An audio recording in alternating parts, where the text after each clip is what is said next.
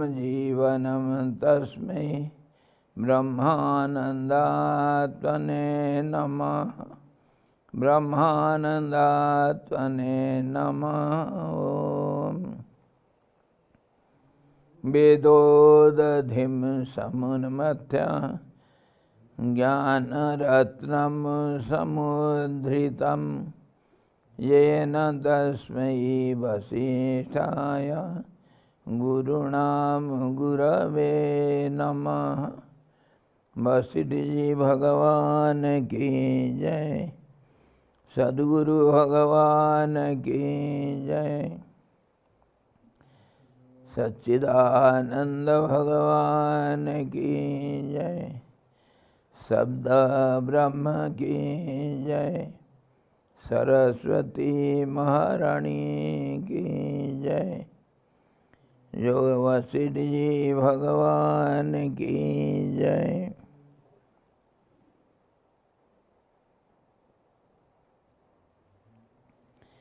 हरि ओम।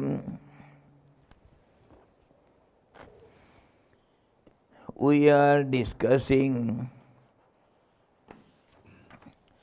योग वशिष्ठ निर्वाण प्रकरण first half and 63rd chapter. In that we are discussing about the bondage and liberation. How do you understand bondage? What is called bondage? And where from you will be liberated? What is called liberation? So yesterday we saw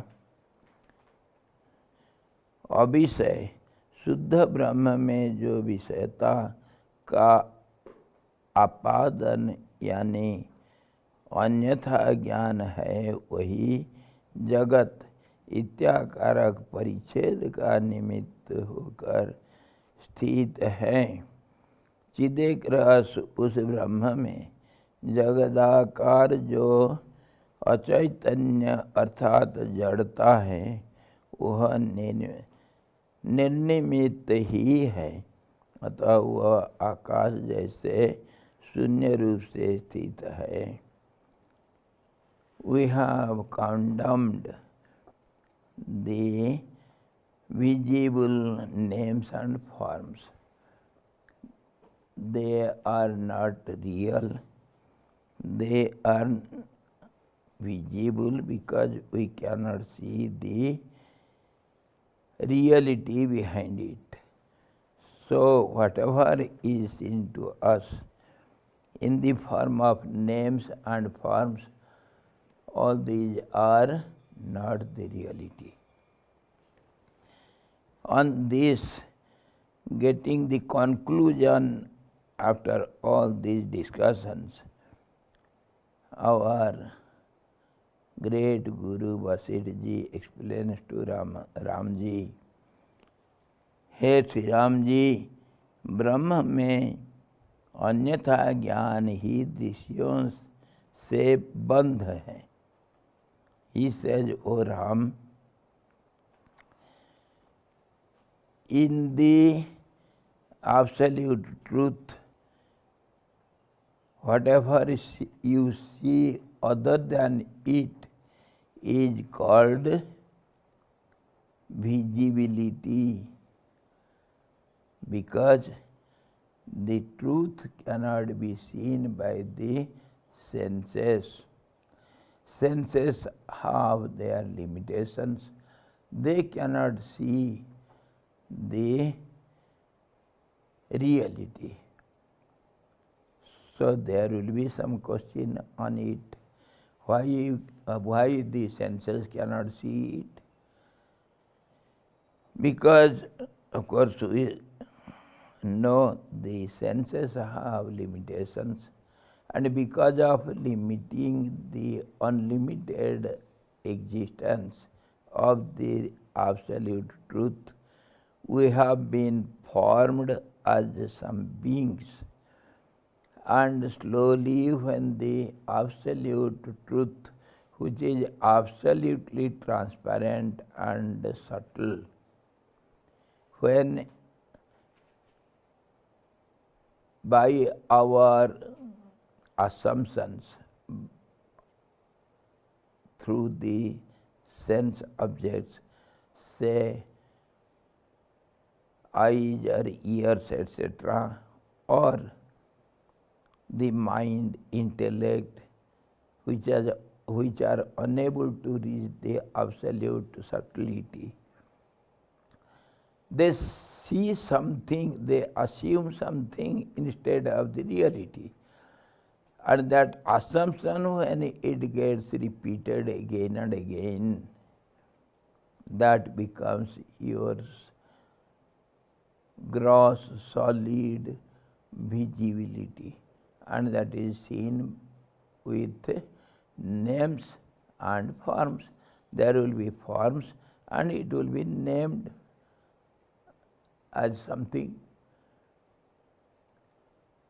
And in the reality, when there was some,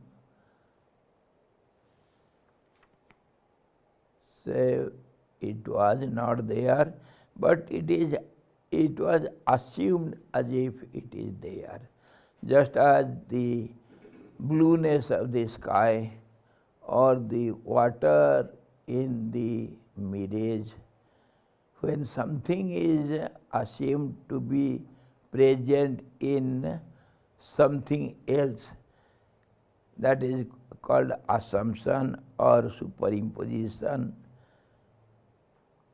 By misunderstanding it happens.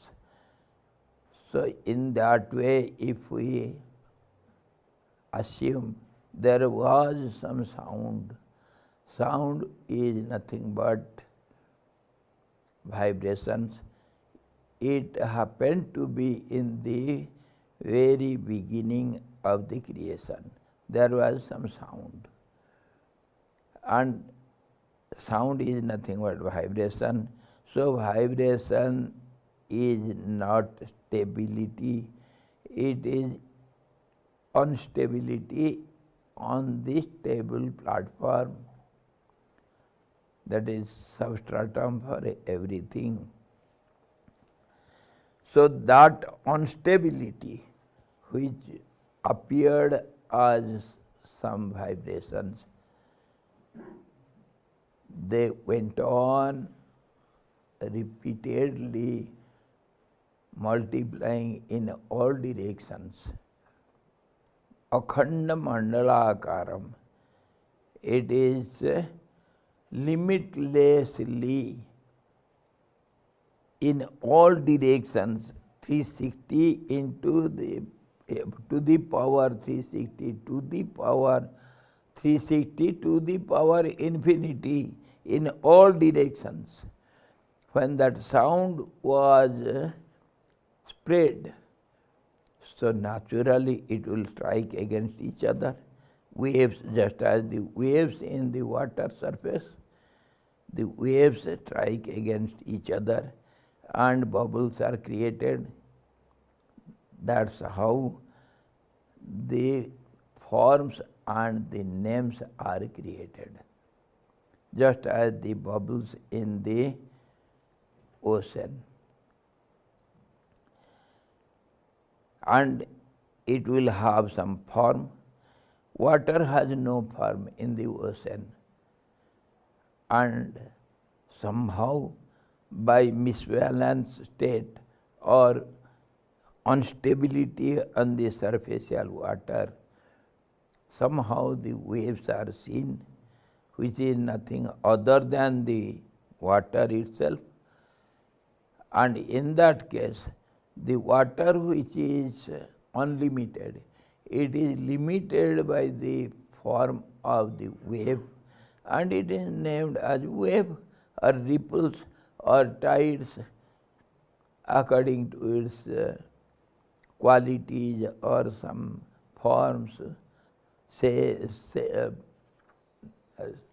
size and its qualities means activities. somehow we name it. Name also is nothing but sound, and form also is sound. Sound is seen in the sound itself. Bubbles are the effect of the waves. Waves are nothing but waves only. One wave is created by the other wave. So it is nothing but basically water only. So the bubble is water, waves are water, foam is water. When the bubbles get together, they become foam, they get dried up, and gross form is seen. We call it ocean's tongue, samudra ka jeev, very light, something like porous, some solid appearance is there. We see it. It is used for many medicines also.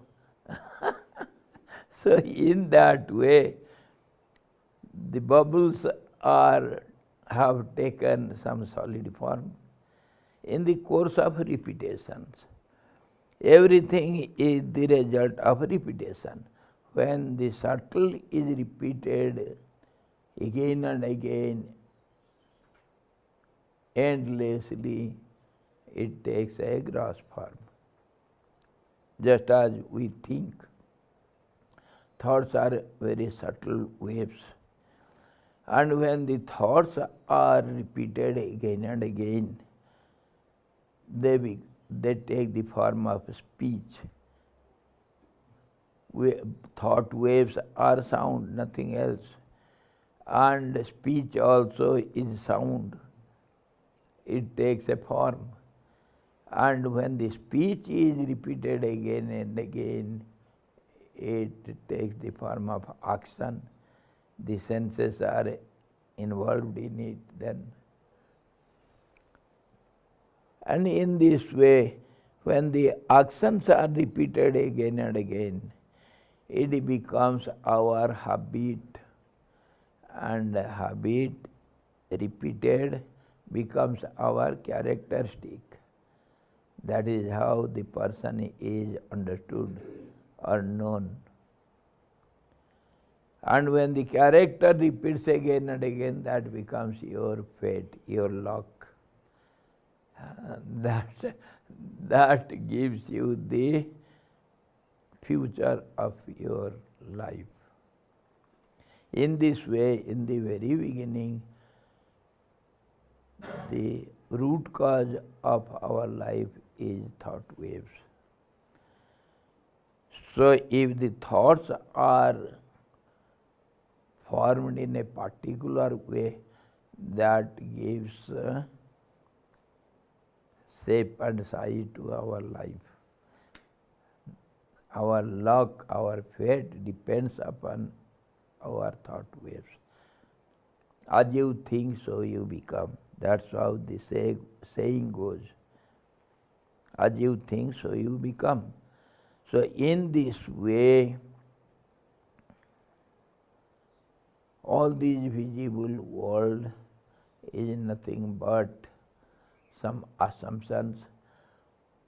In those assumptions also, how it is formed, how the names are, how the forms are formed, it is by limiting the unlimited existence.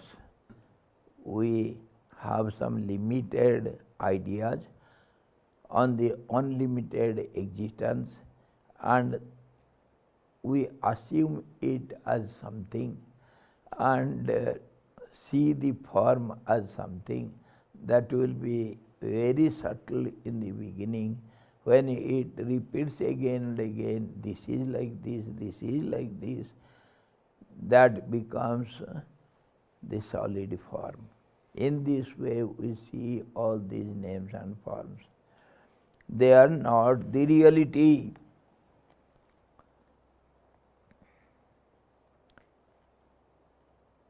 ब्रह्म में अन्यथा ज्ञान, ही दृश्यों से बंध है, and our senses are such they cannot keep quiet because of prana mind.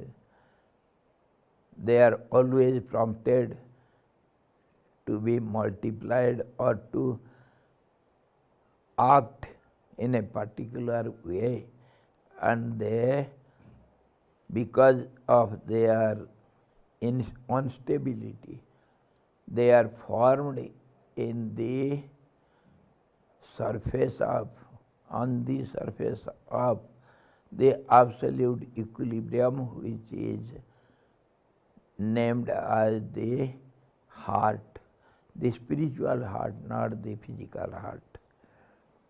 That is the cave of the heart. That is the absolute equilibrium, and there somehow it appeared as if some vibrations are created, and then those vibrations slowly spreaded over whole body, and we have the assumption that I am the body, so the thoughts also are identified as I or my, and they take the help of the gateways of the senses in the body, and they go out also because they are not steady. They have to move on. So they cross the limit of the body by the windows of the senses, and some particular wave system goes out through particular gateways which are called as senses, and they go out of the body, and then when they are obstructed by other forms, we call it sense objects. The waves went out by the loopholes of eyes. They go and they are obstructed by the forms. The eyes see the forms, and waves which go out by the gateway of ears, they have to associate with the sound only. Why it is so? Because they are of that nature. All the thoughts will have their own nature. Nature means, just as the fire, its nature is heat, light, temperature, etc. Similarly, the thought waves will have their nature. Particular thought will have its own nature. So in that way, all these thought waves are divided into 5. They are subject to eyes, ears, and nose, tongue, and the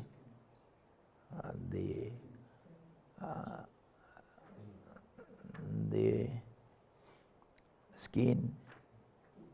In this way, 5 types of thought waves, when go out, they get associated with the 5 kinds of all these objects. They are called sense objects.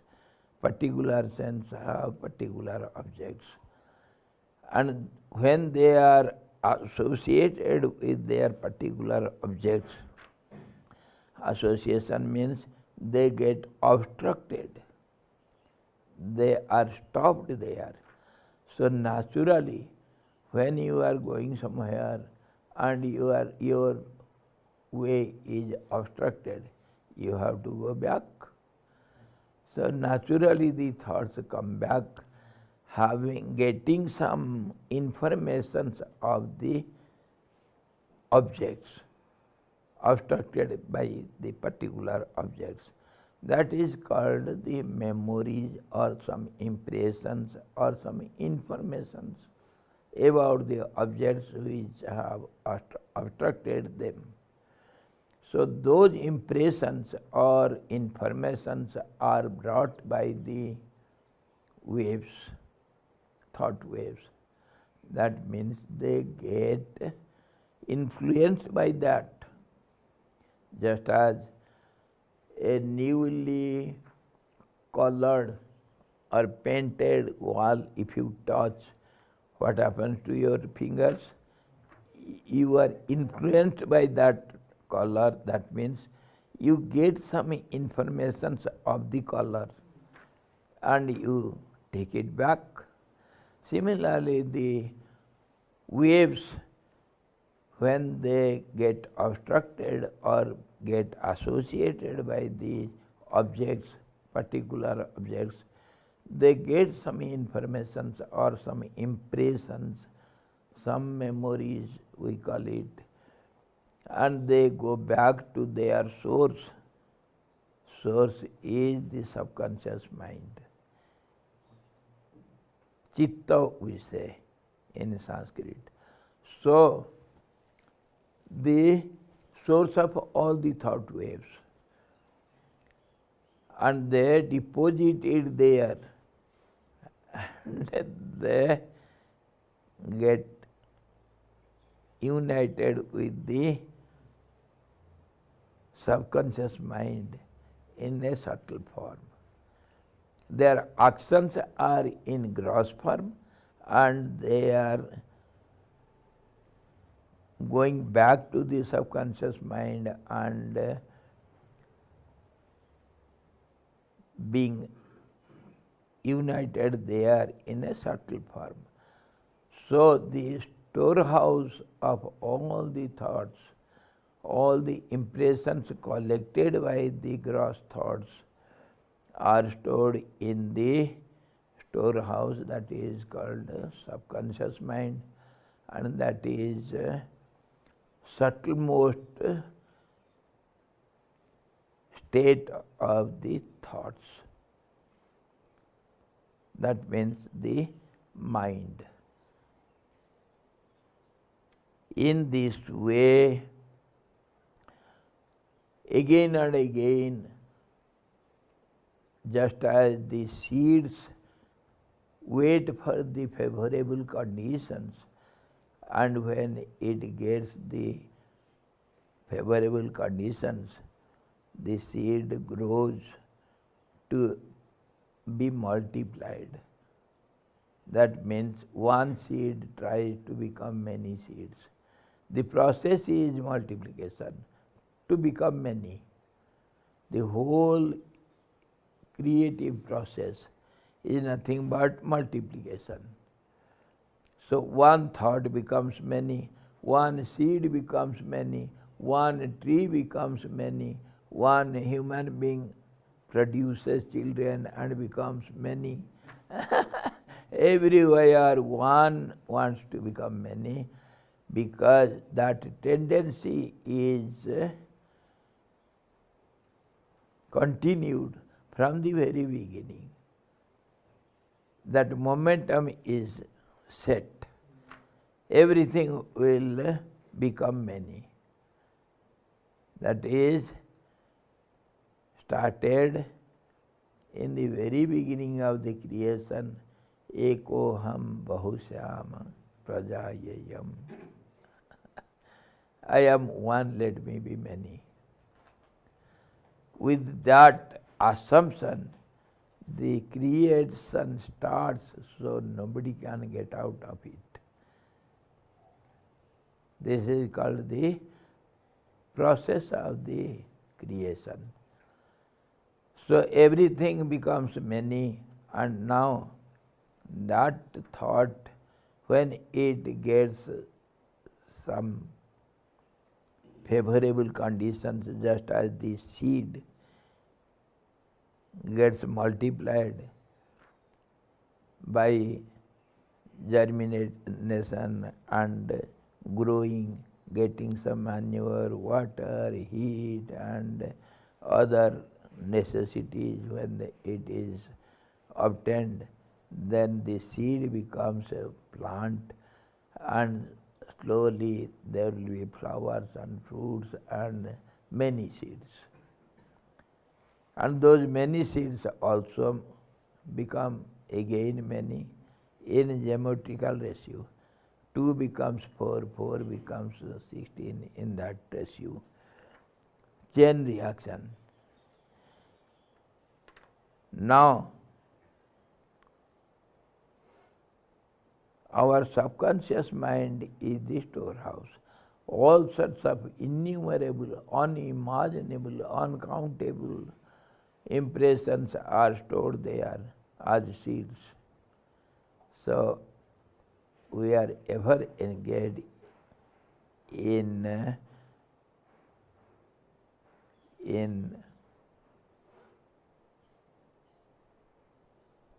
multiplying those thoughts. That is our life. And when these thoughts are repeated again and again, they take the shape of desire. The beginning itself is imbalanced state of balanced state. So, that imbalanced state, naturally it gets some feeling or some experience of lacking something. That is the incompleteness feeling. Everyone feels, I am not complete, I have some needs. It starts from the heart of hearts, because of that imbalanced state. I am not complete. Completeness means steadiness. And when that feeling starts, so naturally we have desires to have something to fill up the gap, to have completeness, to have fullness. That's how the desires are created by our own thoughts. When they get repeated, desires become more powerful, they are strengthened, and all our trials, all our efforts, whatever we do, it is motivated to fill up the gap, to satisfy the desires, to fulfill the desires, to get something. And just as the scientists say, necessity is the mother of invention. Yes. So we can say this necessity is the mother of desires and our life. That necessity is expressed in other terms as incompleteness, imperfection, or feeling of something not full, not complete, not perfect. This is how our life, and we see the objects by the senses, means we associate with the sense objects by the senses through the mind, the thought waves, and of course, in between that, a part of subtler thoughts of the mind process, they are able to decide all about the associated objects, how it is, why it is, when it is, what it is, all the qualities of the objects. So that is called intellect. The same mind, when they are subtle and two thoughts get together, there will be always doubts or instability when there are two. So what is what? They will go on comparing and deciding how it is and how the other is. So this decisive process is known as intellect. In this way, the whole fourfold mind works, and it sees the visible objects. That's how the objects are visible to us. So if this process is before us, how can you say these objects are real? Whatever we see, whatever we hear, whatever we touch, that means whatever objects we perceive by our senses, they are not real. Their origin itself is unreal. So instead of that absolute equilibrium, when we are unstable and always restless, that is called this visible world. So that is how, when it is one object is seen again and again, there arises a type of attachment, and that attachment becomes the cause for our bondage in the world. It is with everything. In our family also, my child, my child, my child. You are attached to your child. My brother, my brother, my brother. You are attached to your brother, your father, your sister, your mother, your objects what belong to you. It is my watch, my book, my house, my. When I is there, something is associated with the I, with the body, that is somehow is known as I, and that I will have my. And always there is confusion whether my is I or I is my. Do you understand what I said? Always confusion between I and my. What is your name? Pardon? Prakash. Whose name it is? My name. Yours. But have you got a body? Show me your body. Your body. My body. Where is your body? Come on. Show your body. My body. Yes, my body. So the name goes to body or you? Come on. The name belongs to the body or to you? The body is recognized by the name. Body is known by the name. Yes. Yes. Name also is a sound. Yes. Prakash. Prakash is some sound with some meaning. Yes. It is not your body, it is, this is Prakash, that is Prakash, that is Prakash. Prakash means knowledge. Okay, never mind. We have assumed this body has the name Prakash. So, are you Prakash or the body is Prakash? Body is Prakash. Okay. When I ask you, dear Prakash, please come. Please get up. Please get up. The body will get up. Do you get up? If I say, please, Prakash, can you come here? So the body comes. So, you are different from the body or you are body? I said, Prakash, come. The body comes. Whether the name comes or the body comes or you come. Who comes here?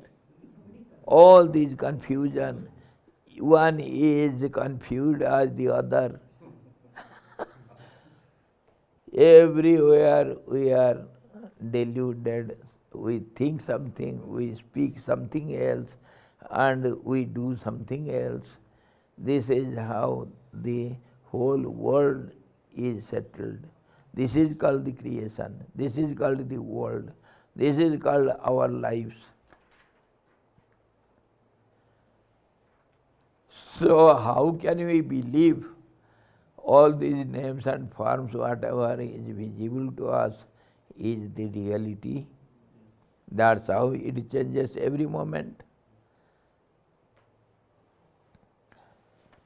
Now, this is how we are bound to it. This is my body. Somehow, misunderstandingly, we have accepted I am the body and I am attached to my body, and because of the body I have relationships with so many objects and persons and many things because of the body only. And once the mistake is done, all other mistakes will be based upon that single starting mistake. So the whole life we are doing mistakes only. And this is how the whole world, I and my relationships, my association with the other minds, all these. So the whole world stands upon this process. Nothing is real here. And because of this, we think something as bondage, because we are attached to everything. And how? Just as, what do you call it, super glue, quick fix, quick fix, Febiquick. If you touch it, 2 fingers will be one. You cannot separate it. This is how we are attached to our body, senses, your name and your fame, your belongings, your relations, your everything. We are attached to it. That attachment becomes bondage, and if all these are not there, if the primary mistake is rectified, there is no bondage. You are all the time.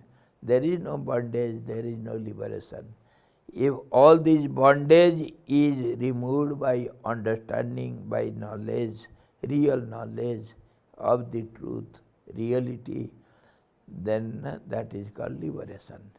So only to explain this, what is bondage, what is reality, your liberation, moksha. He says all these. our great Guru Vasishtha ji explains to Rama. This is called bondage. Attachment is bondage, and detachment, renunciation is called liberation. If you give up all these ideas, thought process stops, and you are absolutely steadied, then there is no bondage. And this is how from other angle also we see this attachment or bondage is caused by the actions. So, karma pradhan vishwa kari rakha. The whole system is established on karma, actions and reactions. The whole world is governed by this rule. Every action will have its opposite and equal reaction. We practically see it. If I abuse you, will you garland me?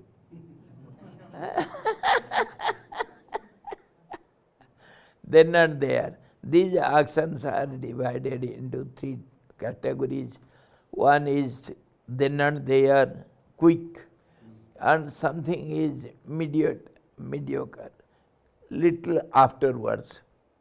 If you put some seed, mango seed on the ground, you will get mangoes after 5-6 years. That is medium type actions which gives the result after some time. The same action becomes the reaction in the course of time, situations and conditions. Desh kaal patra ke anusar. So, other type, dull actions, when you have sowed some seeds here, after long time you will reap your result.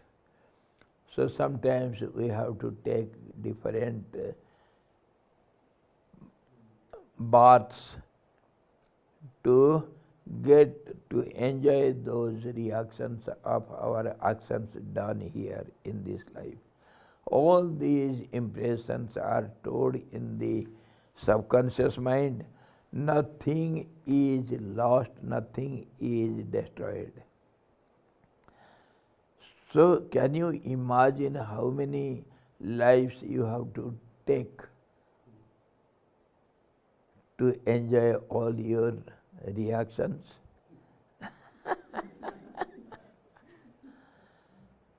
So only way is to root out it by putting fire to this storehouse, and that is by the fire of knowledge. And the simplest way is not to think anything, to keep quiet, not to do anything. You are free from all the bondages. Go and sleep. But in Gita last night we were discussing, it should not be directed into inertia, that dullness. You have to learn how to act without having attachment to the results of your actions, so that actions can be turned into inaction and doership becomes undoership, non-doership, and then you are ever free. It is not question of sleeping or idling. It is doing everything, become very prompt, doing everything whatever comes by the way, nothing rejecting, doing everything, whereas you are not the doer. That is how we can get our moksha. In Gita we have seen all these. process. Now also we are going through it. How to act. The skill. Skill is known as yoga.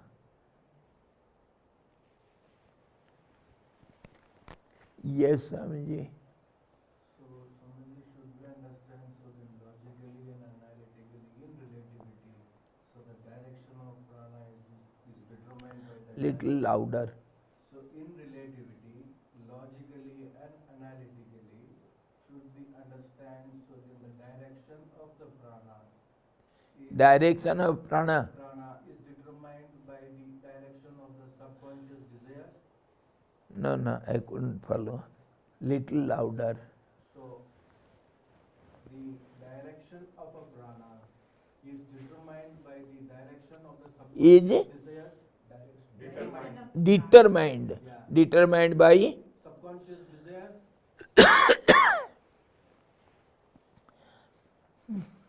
So the activity of prana is not meaningless. no, not only by the subconscious mind.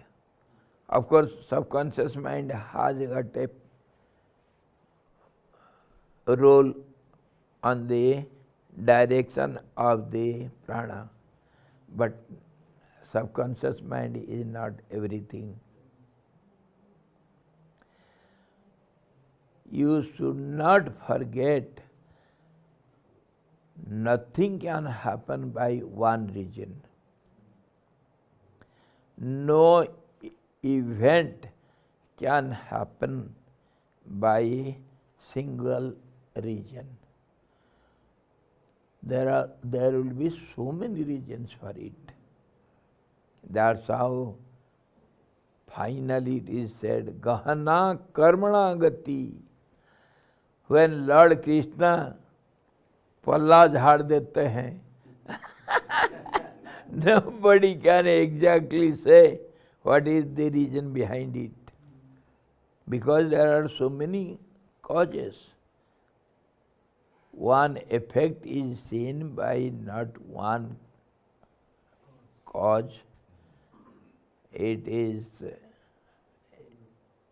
the effect of the whole innumerable causes. And some are important causes, we can say mostly the subconscious mind, because subconscious mind is known as karma, the seed of the karma. Karma directs all the prana and thoughts and your actions. Again, new actions are generated because of the old actions. What are you today? It is the outcome of your yesterday. Understood? Similarly, whatever actions we do, it is a tendency or a prompting from behind. You go ahead because of somebody is pushing you ahead. That is the tendency, that is the momentum created in the very beginning, and thereby you have accumulated something, some impressions as per today, and that motivates the prana, your mind, and present prana, present mind, and your senses to go ahead with. Yesterday is cause for today, and today creates the tomorrow. It is in the worldly process. If you forget the yesterday, that means you are not dependent upon yesterday, and you are not creating the future tomorrow. You completely live on today, that means now. Now is the time, now is real life. Yesterday is a confusive life, and tomorrow will be uncertain life. Now, if you are unattached or not concerned with the time, situations and conditions and your actions, that means acceptance or repulsions. If you are not attached to all these, you are not concerned on all these, then you are a free bird. You are ever free. Nothing can bind you. Life is now, not it was, not it will be. This is how the wise people live on present. They have no yesterday, they have no tomorrow. But the ignorant persons only, worldly persons only, they have yesterday and they think for tomorrow. So our today is dependent upon, because we are all worldly persons, so we belong to this relative world. That's how all these questions and answers it itself shows you are in relativity. When the question is there and answer is there, it is only possible in relative. So you heard yesterday, and today is the outcome of your yesterday. And whatever we think now, it is influenced, it is directed, it is prompted by our previous personality. We have collected some impressions, we have some understanding, we have some type of, you see, process how to behave, that is outcome of our past. And that's how we go further. Suppose you wanted to go somewhere. Can you go somewhere without any aim and object? No. You have some target. Let me go to Uttarkasi. And there will be some motive. What for? To purchase some fruits. Okay. That idea, that goal, that target prompts you to go in a particular direction. You don't go to reach Uttarkasi this way, eastern side. You will reach Gangotri. So that directs your directions. Understood now? So this is how prana and thought waves, mind, everything is directed by the past. We think accordingly, we do accordingly, and we behave in that way. Our relationships are formed by the past. Now, whatever we do, it is directed by our past. We are always dependent on our past. And sometimes the future plan also motivates it. In this way, our life is in the process. So then the root of action we understand is the root of that desire then? Yes, why not? Desires are rooted on thoughts, attachment, and our thoughts, our association, our mind, all these, everything. That's why we cannot say one region is responsible for one reaction. nothing. It is so complicated and so confusing. In Gita it is said, in 13th chapter, of course, very often it is discussed in Gita. Lord Krishna explains and clarifies to Arjuna how you are prompted to do some actions.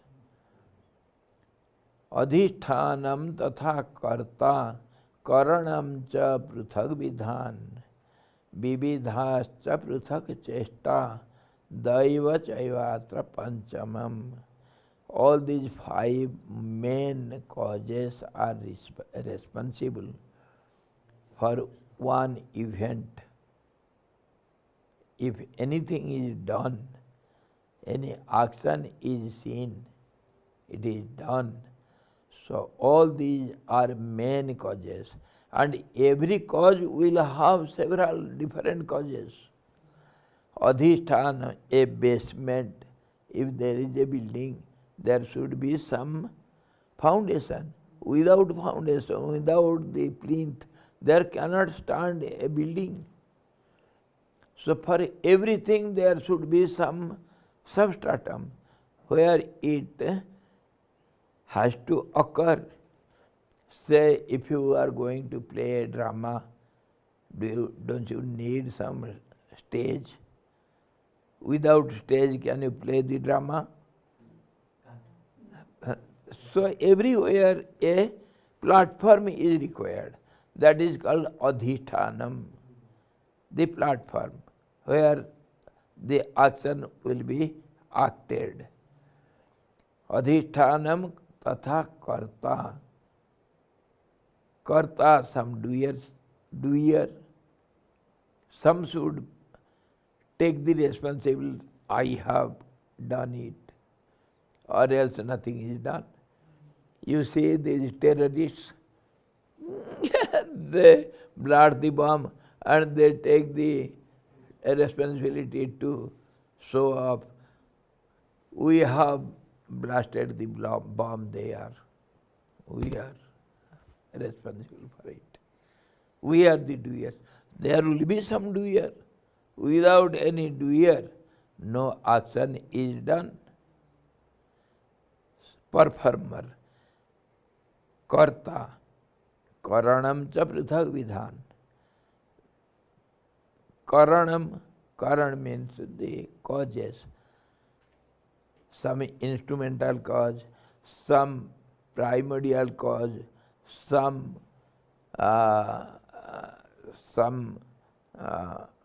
you see instrumental, some you see what do we call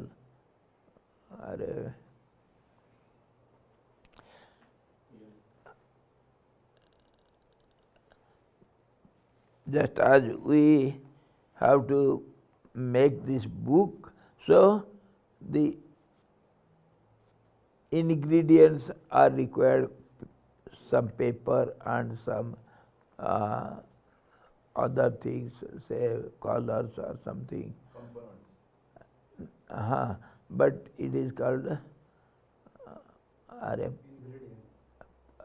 ingredients, but instrumental cause and the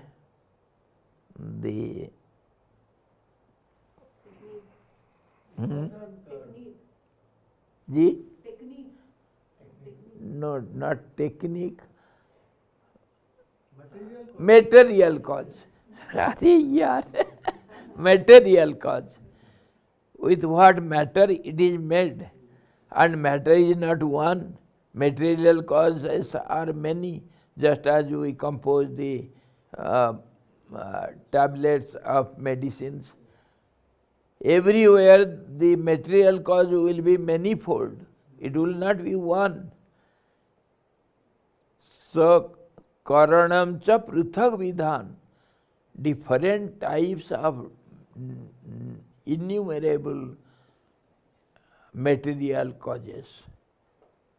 For one iron piece, how many things we collect and then it becomes a, say, cutter or axe. Then only it becomes an axe. For that, so many other instrumental causes, some, you see, material causes, and some, you see,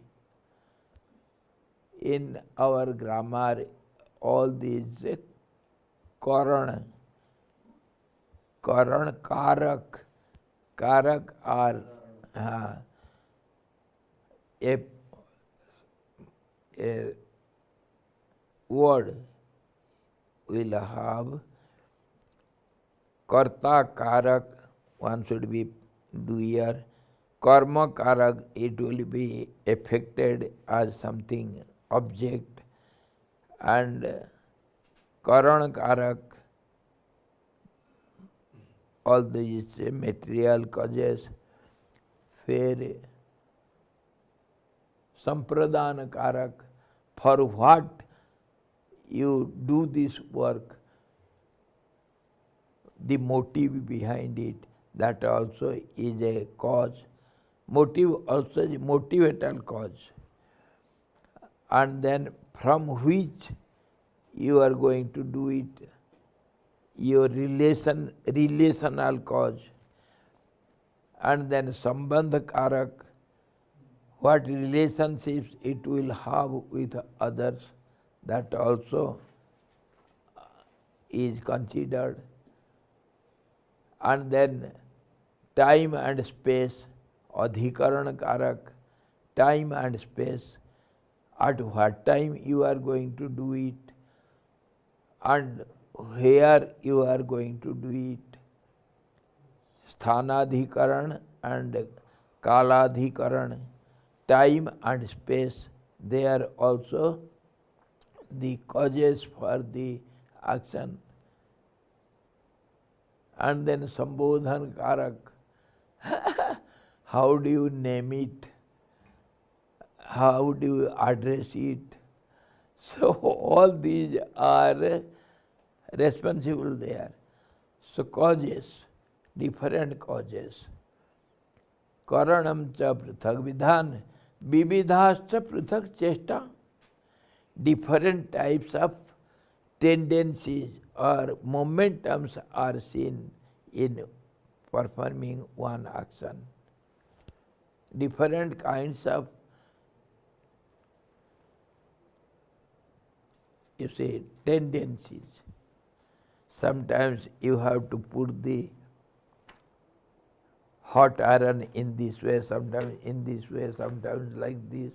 So many types, different types of chesta.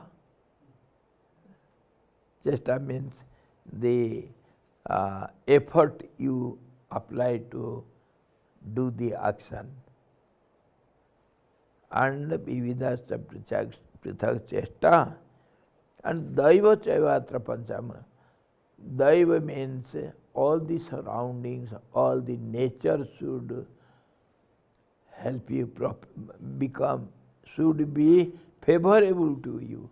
Or else, while doing some action, if there is earthquake or some landslide, you are not to be seen. How can you do some actions? So disturbances. There should not be any disturbances, obstructions. That's why we worship Ganeshji first, to remove all the obstacles. In that way, all the different kinds of different causes are responsible for one event to happen. In this way, we can say the whole world is involved in one event to be staged. So you cannot say that only the subconscious mind gives direction to the prana, to the mind. No. it is most complicated decision. Nobody can decisively say this is the cause. No. Of course, to some extent we can be right. To some extent. This is how we do everything. This is how our life goes on haphazardly. Something we accept it is right. Nothing is perfect here. Only perfection we can see in the Absolute. When you do nothing, then only full perfection, 100%. When you start acting, you are subject to be motivated by the whole world. So now, our subject is bondage and liberation. This is how not seeing the reality is called bondage, and realizing the reality is called liberation, mukti.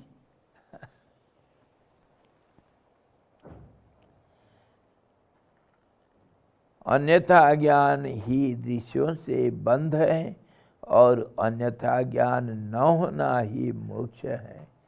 If it is stopped, misunderstanding is stopped altogether, that is called liberation. इन दोनों में आपको जो भी अच्छा लगे उसे ही शीघ्र दृढ़ कीजिए. Do as you like.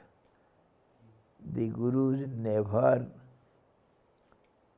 force their disciples to do this or that. In Gita also we have seen. Jatha jathecham tatha gamyatam tatha gamyata. Jathecham jathechasi tatha kuru. This is how Lord Krishna gave freedom to Arjuna in the end. Whatever you like, you can do. No force. Nobody, no disciple is ever forced to do something by his Guru. Just the things should be clarified to him. Then your freedom, human right. Manavadhikar. You cannot snatch away my freedom.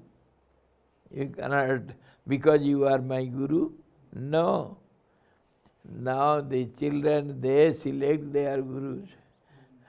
You cannot go against me, my dear Guru. If you go against me, come meet below the bridge in the evening. I shall teach you a lesson. Below the bridge. Guruji, you have to act according to me. Understood now? No Guru ever forces the disciples to do something. They just explain. They just clarify all the doubts. That is the duty of Gurus.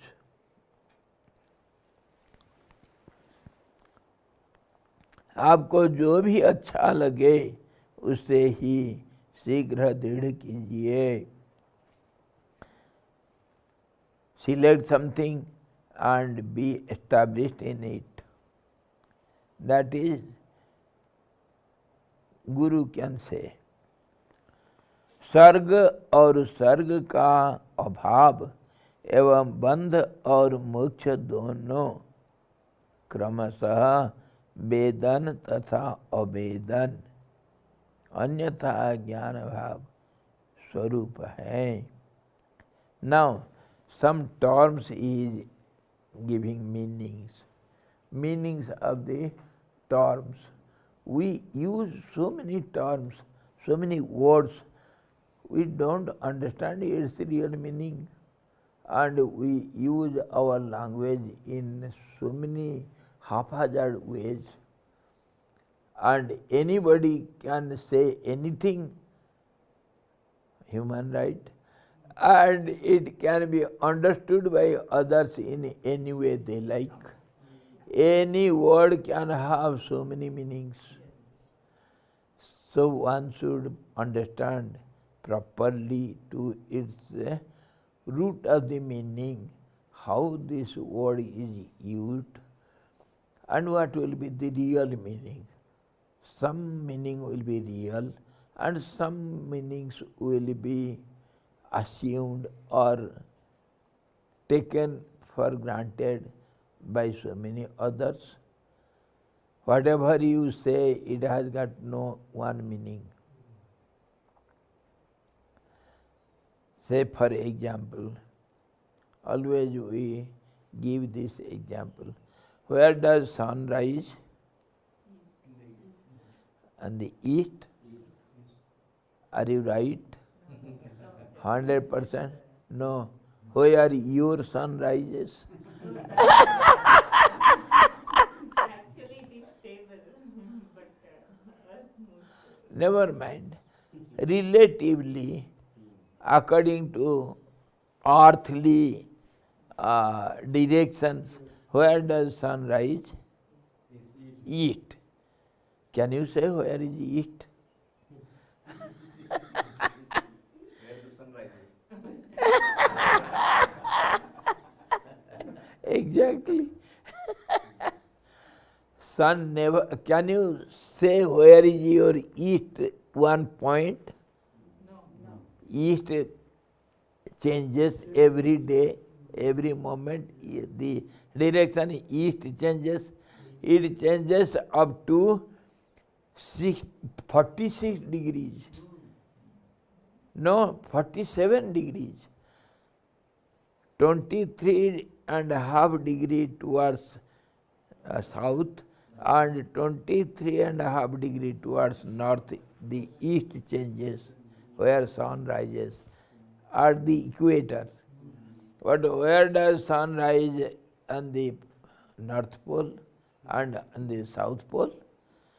It never rises in east nor west nor it rises nor it sets. It just appears and disappears on the poles. On the North Pole, the sun rises on the northern direction. It rises up to 23.5 and goes down there itself where it rises. The east is west also, and north also is south. It sets there only. It never goes to the other side of the horizon. And it takes 3 months and 3 months. Upward 3 months and downward 3 months. So together 6 months. And other 6 months is night. 6 months is day, 6 months is night on the exact North Pole. Slowly when we come southward towards the equator, the timing changes. There is no particular time, there is no particular direction. Nothing is always right. It changes according to time, space, conditions, everything. Everything is changeable. So never you can say sun rises on the east. It is totally wrong. Totally wrong, I can prove. If I say sun rises on equator, that also can be real. If I say sun rises on the pole, that is also right. It rises on north, yes, it is right. Sun rises on the horizon, That is also right. On the horizon, that also can be said. So how can you say whatever you say it is totally right? Never it can be. So to some extent it is right. To some extent. For some people, for some place, the direction is for some time. Today it is our east. Tomorrow it is not our east. Our east becomes west to some other people. India is on the east or on west. If you are English man, then India is in east. And if you are Japanese, India is in west. So it depends upon the time, space and conditions and everything. So what I mean to say, one should go to the depth of the meaning, which changes every moment. The meaning of the words change. As they go far from each other, they will have different meanings altogether. When they come nearer to each other, then they will have similar meaning, and all the meanings disappear in the one syllable Om. That is the meaning of name of the absolute truth. And all the sounds, all the words, whatever we utter, they have got only one meaning. They mean the absolute truth. Indirectly, directly, or from any direction, they have only the one meaning, absolute meaning, which never can change. But all other meanings change. So now, coming to some wordings, some terms, he says, Sarga. Sarga means creation. Or Sarga ka abhav, absence of the creation. The creation, presence of the creation, and absence of the creation. Okay, two words. एवं बंध और मोक्ष, bondage and liberation. Two other words. Let us see what will be the meaning of all these words. We very often use these words. Sarga, sarga ka abhar. Highly we can say this much to these words. They are highest words.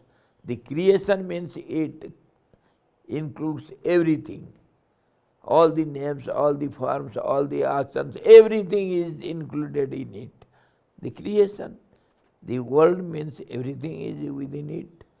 Or no world, no creation means, absence of creation means something will be there.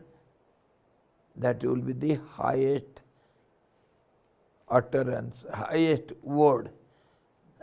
World or no world.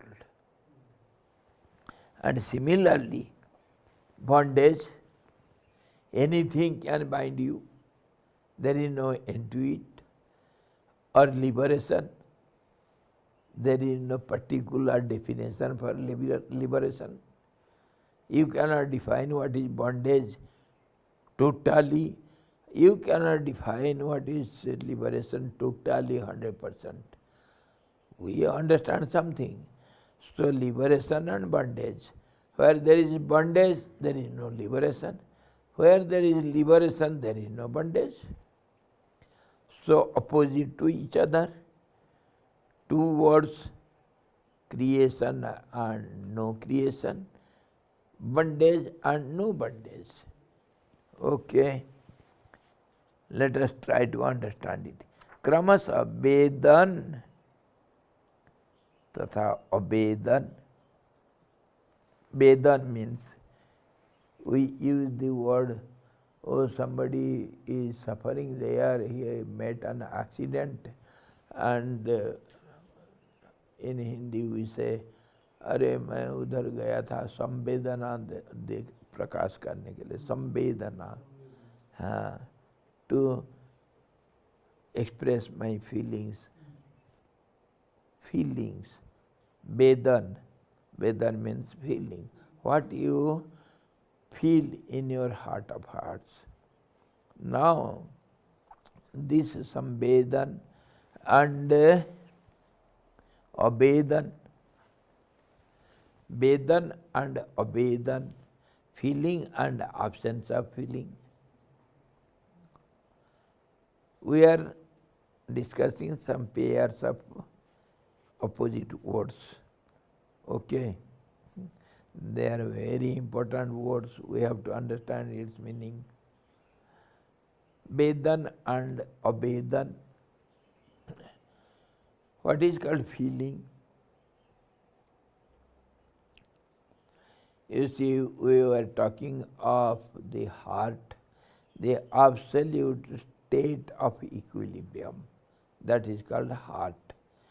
And we call it in other words also as the Chidakas, the sky of consciousness. We call it the Dahar. Dahar means the deepest point, Dahar. And that is heart.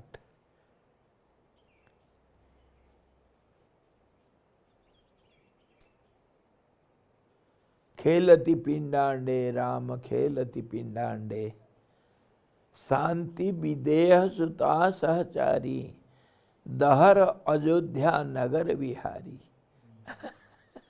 Dahar Ajodhya. Dahar means the state. The state. So, that is called heart.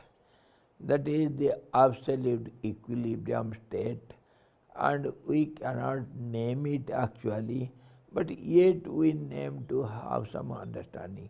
Where the absolute equilibrium, where no qualities, sattva, rajas, tamas are not visible there, no speech, no mind, no thoughts, however, no prana, nothing is there.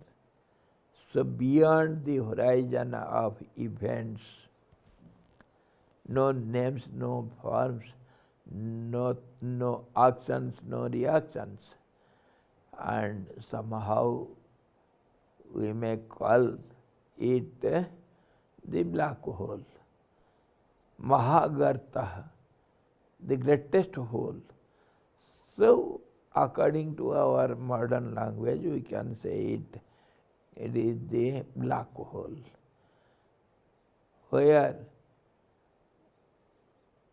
which is beyond the event horizon. There is no events, no actions, no reaction, no time, no space, nothing. That is called black hole. Nothing can exist in black hole. It loses its identity. Where no time, no space can exist, what to speak of any other things. So that is called black hole, the beyond horizon of the events. That is called the absolute truth. So it is known as this way. And if at all we understand it somehow, there is no question of understanding, just assuming. And if that assumption also is not there, when you assume something in that for that state, then that becomes our knowledge or informative or expressive language, something we express. When something is expressed, that is some modifications or some mixtures, they are relatively expressed. Relativity starts. Nothing can be expressed without help of something. So if at all that state of equilibrium is expressed, then there will be some imbalanced state. That balanced state will be imbalanced. That imbalanced state, in the very beginning, that we name differently. Ekaha sat vipra bahudha vadanti. The people of understanding, they express it differently because expression is a complication. The reality cannot be expressed without imbalancing the balanced state. It cannot be expressed. To whom it will be expressed? Who will express? Who will express to whom? Because it is absolutely one without a second. The absolute singularity, where there is no possibility of the second.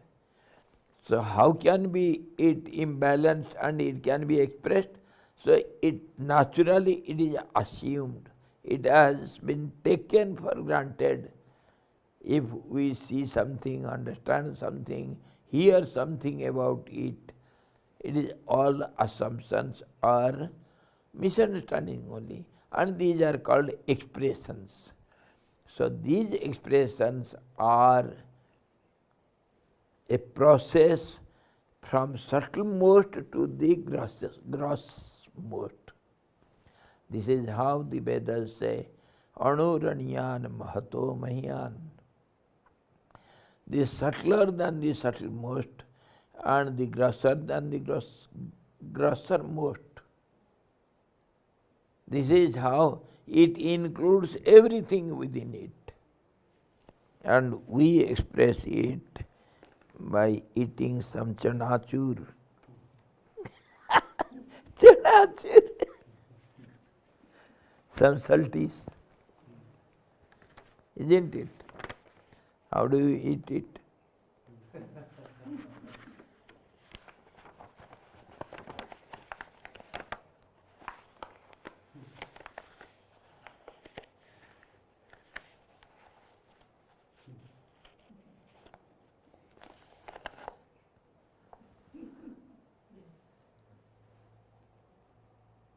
हाँ जी दोस्त देख रहे हो?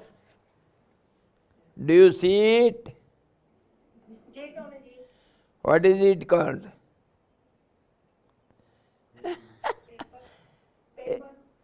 Paper. अरे cone. And it is one angle only, isn't it? One angle. It holds everything. The whole universe is within it.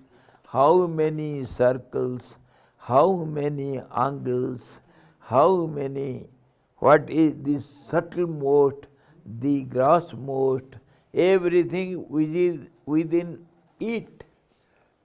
You can see it from innumerable angles, innumerable directions.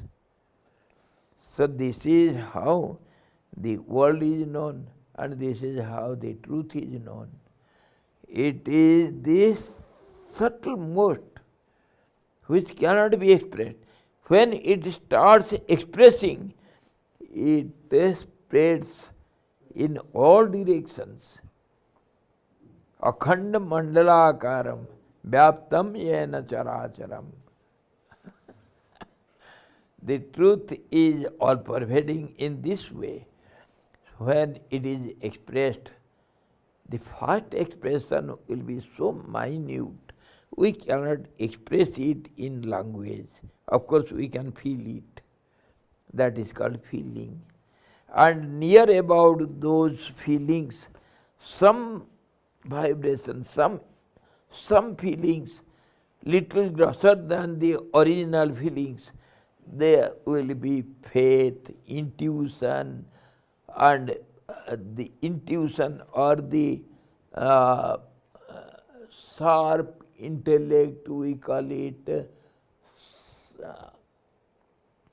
what we call medha, prajna, dharana, dhriti, all these names are given to it. The near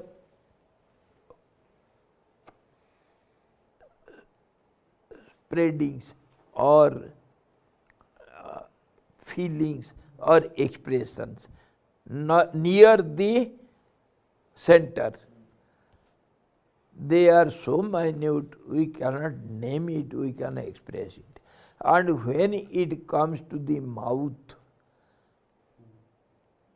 and it takes a gross form, then only it is audible to us.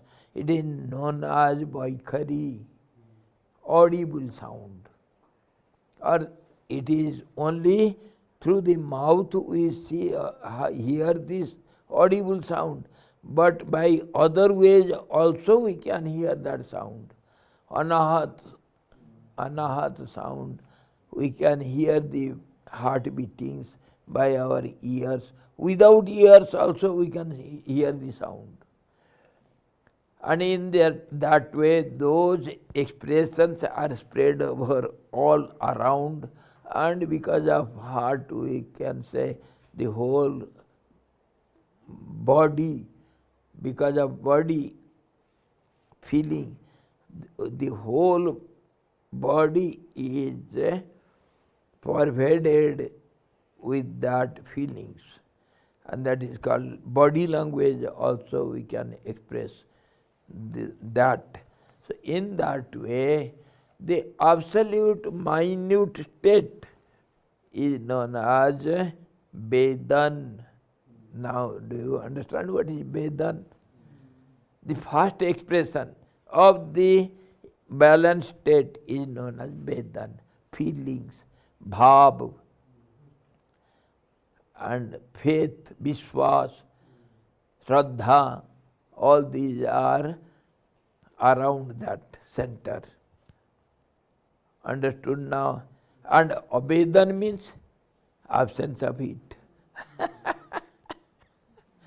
So now it is time, if we can, we will decide, we will discuss it tomorrow, why all these terms we are using to understand what is called the truth, what is called world, how we are bound to the world, how, where is the liberation, state of liberation, how it is achieved, and how this man of wisdom is known. Sita pragyasya ka bhasa, sthitadhi kim prabhasata kimasita brajeta kim. Here also same thing, why we get one thing only. Wherever you go, all the scriptures, they speaks only one thing in different languages, different expressions. There is no difference between Yoga Vasita or Gita or Brahma Sutra or whatever you call. No difference. One thing only is expressed in different languages, different terms, and expression differs. So same thing is discussed everywhere. Tomorrow we shall see what is called bondage, what is called liberation, how is this world, and where are you, and where is God. And where is that Brahman? Can we see him tomorrow? Hari Om Purnamadaha Purnamidam Purnada Purnamudachyate Purnasya Purnamadaya Purnamevavaseshyate. Om Shanti Shanti Shanti. Sadguru Bhagavan ki jai, Satchidananda Bhagavan ki jai, Sabda Brahma ki jai, Saraswati Maharani ki jai, Yoga Vasudha Bhagavan ki jai.